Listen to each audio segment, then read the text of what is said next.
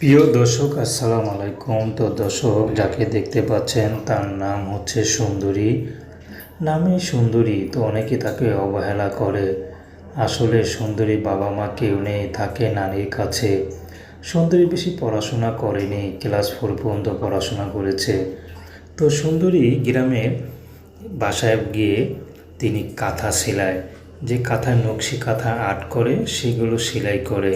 সেখান থেকে যা পায় তা দিয়ে নাতি নাতনি কোনো মতে চলে। বর্তমানে সুন্দরীর বিয়ের বয়স হয়েছে। অভাবে সংসার, সুন্দরীকে কে বিয়ে করবে, তার মধ্যে লেখাপড়া নেই। তো সুন্দরী এখন ইউটিউবে এসেছে ভালো একটা জীবনসঙ্গীর আশায়। যদি একটা মানুষ পায় তাহলে বিয়ে করবে। সে যেমনই হোক, গরিব হোক, সমস্যা নেই।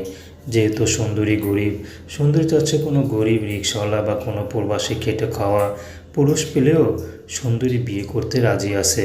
প্রেম ভালোবাসা বিয়ে শাদী আপনাদের ব্যক্তিগত ব্যাপার। আসসালামু আলাইকুম।